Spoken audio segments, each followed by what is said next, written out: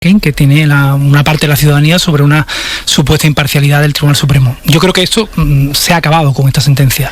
A partir de ahora, todos los españoles y las españolas sabemos que cuando el Partido Popular secuestró durante 5 años el Consejo General del Poder Judicial, lo hizo con una motivación muy evidente, y era seguir inyectando jueces en el Tribunal Supremo, jueces que no se jubilan hasta los 72 años, por cierto, es decir, no hay forma de sacarlos de allí ni con agua caliente, y jueces que van ocupando posiciones clave, particularmente en la Sala Segunda. Por hacer una revisión muy rápida de estos 5 jueces, ¿no? Marchena, el que iba a controlar la Sala Segunda por detrás. Arrieta lleva 27 años en el Consejo General, desde que el Consejo General del Poder Judicial, gobernado por Aznar, lo puso ahí. Verdugo, 21 años, desde que también el Consejo General del Poder Judicial, con mayoría de jueces y de letrados impuesta por Aznar, lo puso allí. Y Moral y Lamela, los otros dos para completar el quinteto, los puso la mayoría del Consejo gobernada por Rajoy. O sea que es un tribunal político a todos los efectos y se comporta como tal tribunal político en los momentos en los que hay que tomar decisiones que tienen una carga ideológica o una profunda carga de profundidad política, ¿no? Y esto es lo que ha sucedido. La novedad, desde mi punto de vista, es que ahora lo sabe toda la ciudadanía. Y es que, bueno, pues esta semana se ha producido algo que yo, la verdad es que yo no pensé que se iba a producir, y ha sido la condena del fiscal general del Estado por el Supremo. Se le ha condenado a inhabilitación de 2 años, con lo cual tiene que dejar el fiscal general, tiene que dejar su cargo de fiscal general. Y esto es una victoria de la derecha predemocrática, que ha utilizado pues todo lo que estaba a su alcance para atacar al gobierno. En este caso el fiscal general ha hecho pues ha sido la pieza que se han querido cobrar. Y yo creo que esta semana lo que tenemos es tristeza por cómo se ha producido todo, ¿verdad, Javier? Sí. Esto, tú decías, y es verdad, o sea, nosotros tomamos la decisión de hacer el primer mano a mano justamente porque estaba el tema del fiscal general, y decidimos que en ese momento estábamos dudando cuándo íbamos a empezar. Le digo, oye, cuando vimos que ese tema se metía en la agenda política, pues decidimos, y agenda política, no en la agenda judicial, exacto, sino la agenda política que utilizaba la agenda judicial para perseguir sus fines, ¿no?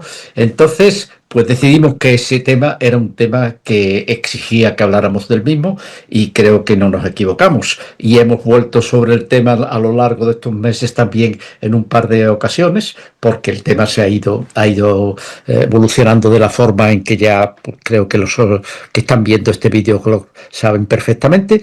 Y ahora nos encontramos con la decisión de ayer, que conocemos la decisión, pero no conocemos la sentencia. Es decir, sabemos el fallo, sabemos cuál va a ser la parte no sabemos la argumentación, claro, la positiva de la sentencia, pero no la fundamentación jurídica de la misma, ¿no? Y entonces, por lo tanto, no sabemos por qué este señor ha sido condenado.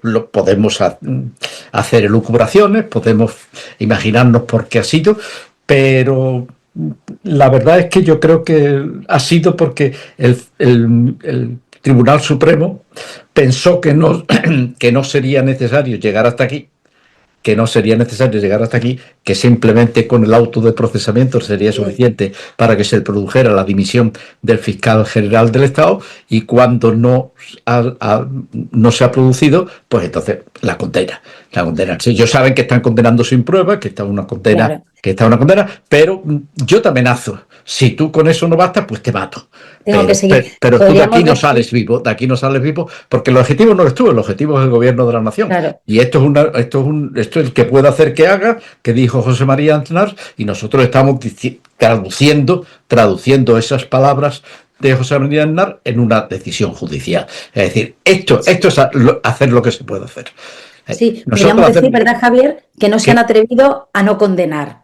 Que claro, todo el mundo pensó que el fiscal general, además es que es la primera vez que se condena al fiscal general, la primera vez que se le procesaba, nadie pensó que iba a aguantar, como todo era tan delirante, él ha aguantado, y al final el Supremo, una decisión que sabemos que es de 5-2, lo condena a 7.200 euros de multa, a 2 años de inhabilitación. A mí lo que me parece más humillante, a pagarle 10.000 euros, o sea, eso me parece, tiene un punto humillante a la pareja sentimental de Ayuso, que es un delincuente confeso, y que es el que lo inicia todo. Esto no fue una victoria de Ayuso. Ha contraído una hipoteca recientemente de 600.000 Sí, euros a pagarla. 600.000 euros. Bueno, contribuir a pagar algunas de las cuotas de la hipoteca.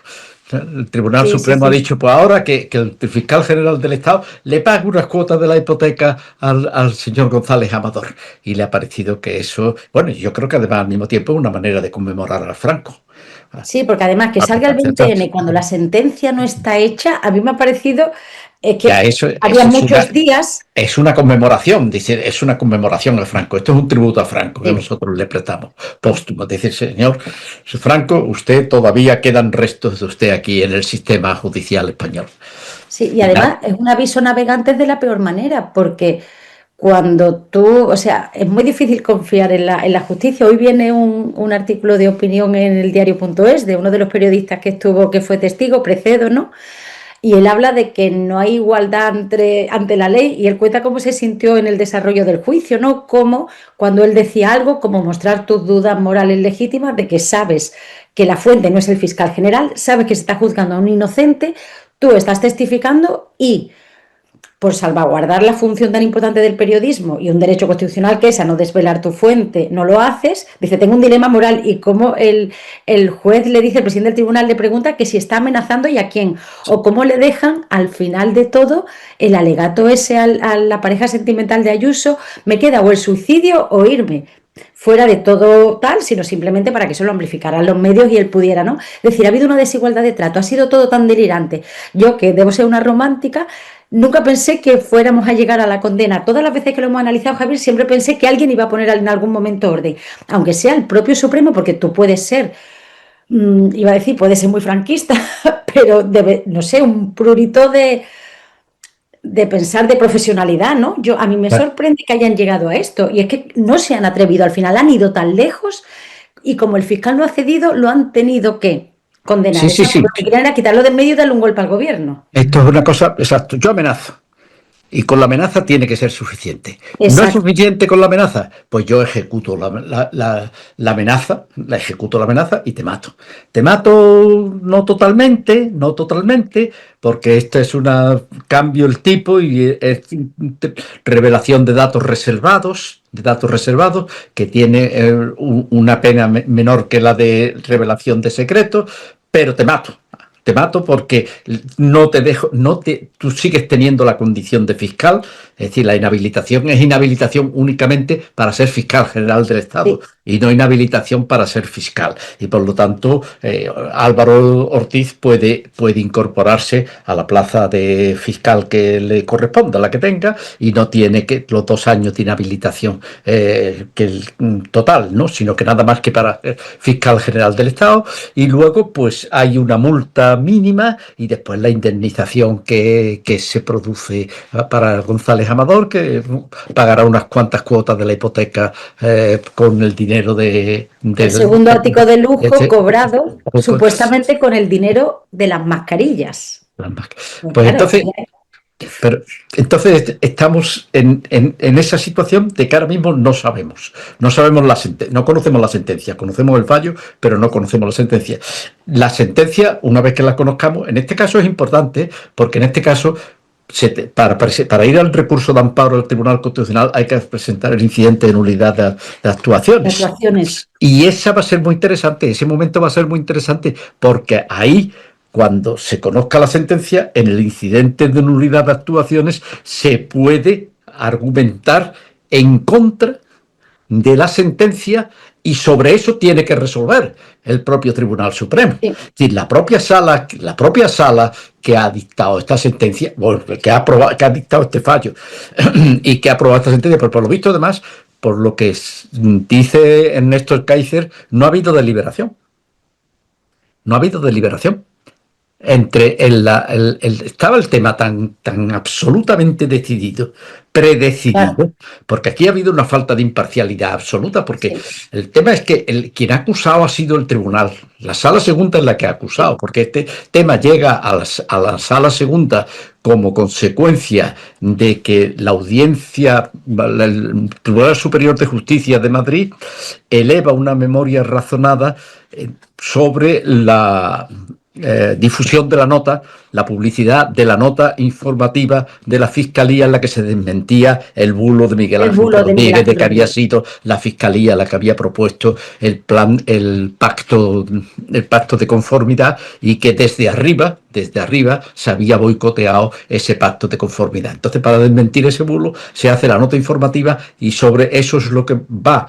Se querellan contra la fiscal jefe de Madrid inicialmente, tanto González Amador como el decano del Colegio de Abogados, y entonces el Tribunal Superior de Justicia de Madrid es el que admite a trámite la querella. De esa se solidariza con esa querella, la avala el fiscal general del Estado, y entonces, al entrar el fiscal general del Estado, el caso tiene que pasar al Tribunal Supremo y va a la memoria razonada. Pero la memoria razonada va por esa nota informativa. Esa nota informativa, el tribunal, la Sala Segunda, dice que no hay revelación de secreto porque era un tema ya conocido, y por lo tanto, si no era secreto, malamente se podía revelar lo que ya no era secreto, ¿no? Y entonces, pero es donde pone el foco en el correo electrónico de 2 de febrero de 2024, en el que el abogado de González Amador reconoce los 2 delitos fiscales y hace la propuesta de pacto de conformidad, ¿no? Entonces, esta filtración de este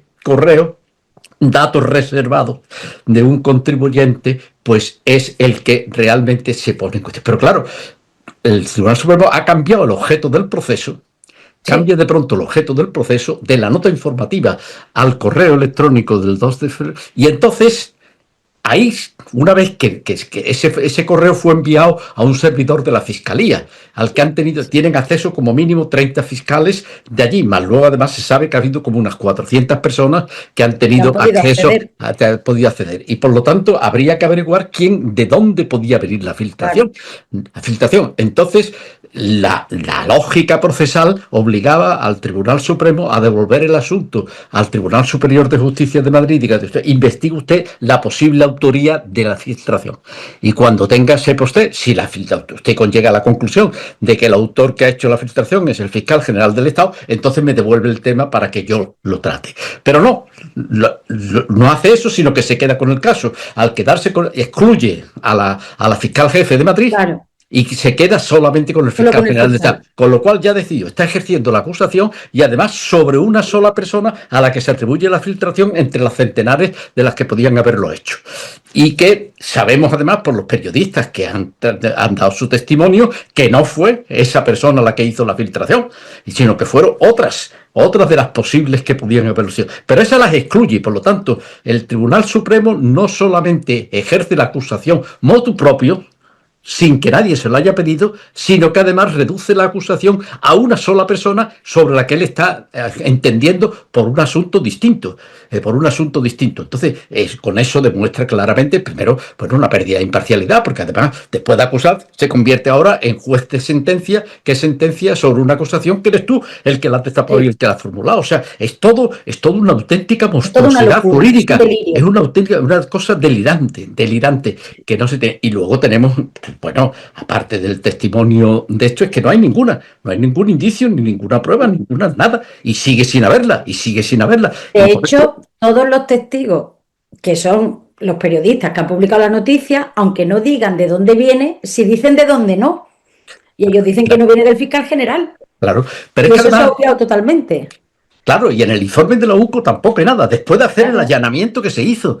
Que eso también es otra anticonstitucionalidad manifiesta. Si uno se puede hacer un allanamiento, y además sin limitación temporal, de todos los dispositivos móviles, todo, y todo. Y que cuando la UCO dice, es que mire usted, es que no podemos técnicamente descargar solamente una parte de los archivos, sino que tenemos que llevárnoslo todo. Pues entonces, señor, posiblemente es que esa prueba no se podía practicar. No es válida, claro, porque no se podía practicar. O sea, en este caso no se hubiera podido acordar nunca judicialmente, y entonces ellos lo hicieron además sin que pedirle permiso al juez, porque el juez le da una orden de practicar la prueba por un tiempo determinado, y ellos se extralimitan y se lo llevan todo. Dice, es que no teníamos más remedio. Pues entonces teníamos que haber vuelto y que el juez hubiera reflexionado sobre si le daba autorización para que volcara todo, o si simplemente se decía que esa prueba no se podía practicar porque era imposible constitucionalmente, porque era una vulneración de derechos fundamentales tan flagrante que no se podía hacer. Entonces, esto todo todo es un delirio jurídico y un despropósito fundamental que te produce, lo que produce una tristeza enorme, ¿no? Produce una tristeza enorme porque uno dice, bueno, pues si esto se puede hacer, pues estamos realmente en una situación en la que esto es una democracia con unas fallas, defectos, con unas fallas y con unas cosas que realmente te ponen el cuerpo muy mal, ¿no? Sí. Y además, sobre todo, cuando sabes de dónde viene, que todo esto se ha hecho y cómo ha sido una reacción por parte de Isabel Díaz Ayuso, de su jefe de gabinete, y todos, evidentemente, interpretando la orden de José María Aznar, el que pueda hacer que haga. El Tribunal Supremo dice, yo doy cobertura a esa idea de José María Aznar y además, digo, aquí nada menos que condenar sin pruebas al fiscal general del Estado. Un aviso a navegantes y además que nos hace temer por los otros procesos que está, como el del hermano, la mujer. Claro. Esto es barra. Aquí nadie está a salvo. Si el fiscal general del Estado ha podido ser condenado sin prueba. Y luego se indignan porque se les dice que están haciendo lawfare, pero vamos, esto es un caso. Pues claro, el lawfare del libro, y además se puede decir. Y esto es más que lawfare, esto es un asesinato. Esto es un golpe judicial. Asesinato de la persona que ocupa la Ciudadanía General del Estado. Al margen de las urnas, inventándote procesos judiciales que desgastan al gobierno, tratando de manipular a la opinión pública para que en las próximas elecciones haya un estado de la cuestión que no, en fin, es como lo que decimos siempre, que la derecha en este país todavía no ha aprendido las reglas democráticas y que cuando no gana en las urnas intenta ganar por todas las demás vías, tratando de aprovechar el poder mediático y judicial que tiene para debilitar al gobierno, llamándolo ilegítimo, y aquí cada uno está haciendo lo suyo. De todas maneras, es muy importante no dejar de prestar atención. Porque ahora mismo conocemos el fallo, ahora viene la fundamentación jurídica, que cuando se conozca la sentencia, entonces habrá el incidente de nulidad de actuaciones. Y el incidente de nulidad de actuaciones va a ser la contrasentencia y luego los dos votos particulares también, de las dos magistradas que han dicho, ¿no? Y que ya se une al voto particular del magistrado que se oponía a que siquiera el caso se llevara a juicio, ¿no? Entonces van viéndose todas estas cosas y habrá la argumentación ya del incidente de nulidad de actuaciones, que es el requisito previo para poder ir después en amparo al Tribunal Constitucional. Porque es una de las cosas que yo estoy convencido, esta sentencia no queda. Esta sentencia se anula. Esta sentencia se anula. Yo creo que se anulará. El daño para el fiscal general ya está hecho, el daño político para el gobierno ya está hecho, pero de todas maneras esto es un tema que afecta a la imparcialidad del órgano judicial y a la presunción de inocencia de una manera tan central que esta sentencia no puede quedar, y yo creo que no va a quedar. Yo espero que sea el propio Tribunal Constitucional el que acabe anulando la sentencia, declarándola anticonstitucional. Si no, lo hará el Tribunal Europeo de Derechos Humanos. Pero claro, en el caso... Pero esto será, en primer lugar, mantener la atención de momento, porque es que hasta que se conozca la sentencia y el incidente de nulidad de actuaciones y la respuesta al incidente de nulidad de actuaciones, porque todos estos son mecanismos que no deberíamos de haber llegado hasta aquí, pero ya que estamos hasta aquí hay que seguir. Hay que seguir prestando atención porque los que hay que defender la democracia que tenemos, con todo lo imperfecta y con todos los disgustos que te pueden dar y con toda la tristeza que se puede tener un día como hoy, bueno, pues mire usted, es lo menos malo. Es lo menos malo y hay que seguir prestando atención y hay que seguir, aunque uno no tenga ganas de seguir leyendo y de seguir viendo esto, pero hay que seguir argumentando y no dejar de hacerlo, porque realmente es muchísimo lo que nos estamos jugando. El día es espantoso, el día de hoy es espantoso, pero bueno, hay que seguir. Hay que seguir y seguiremos, ¿no, Javier? Vamos a seguir. Salga la sentencia, la nulidad de actuaciones, y seguiremos todos los pasos.